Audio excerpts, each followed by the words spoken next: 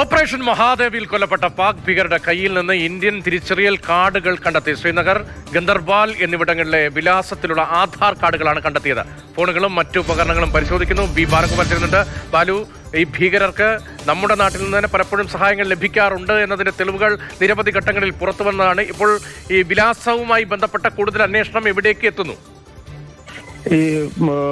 രതീഷ്, ഈ ഓപ്പറേഷൻ മഹാദേവിൽ കൊല്ലപ്പെട്ട 3 ഭീകരരും പാകിസ്ഥാൻ സ്വദേശികളാണ്, പാകിസ്ഥാൻകാരാണ് എന്ന് നേരത്തെ കേന്ദ്ര സർക്കാർ ഔദ്യോഗികമായി വ്യക്തമാക്കിയിരുന്നു. ഇവർ താമസിച്ചും മറ്റും നടത്തിയ പരിശോധനയിലാണ്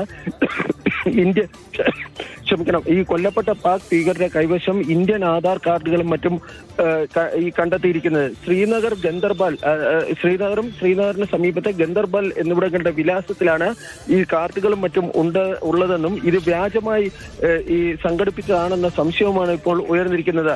ഈ ഫോണുകളും അതുപോലെ തന്നെ ഈ ഭീകരരുടെ പക്കൽ നിന്ന് ലഭിച്ച ഫോണുകളും മറ്റു ഉപകരണങ്ങളും ഇപ്പോൾ പരിശോധിച്ചു വരികയാണ്. 3 ഫോണുകളും മറ്റും ആശയവിനിമയ ഉപകരണങ്ങളിലുമാണ് ഈ പരിശോധന ഇപ്പോൾ നടക്കുന്നത്.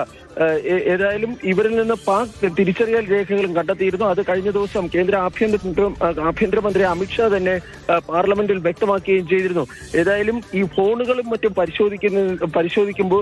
നടത്തുന്ന പരിശോധനയിൽ വളരെ നിർണായകമായ ചില തെളിവുകൾ കൂടി ലഭിക്കുമെന്ന പ്രതീക്ഷയിലാണ് ഈ അന്വേഷണ ഉദ്യോഗസ്ഥരും സൈന്യവും.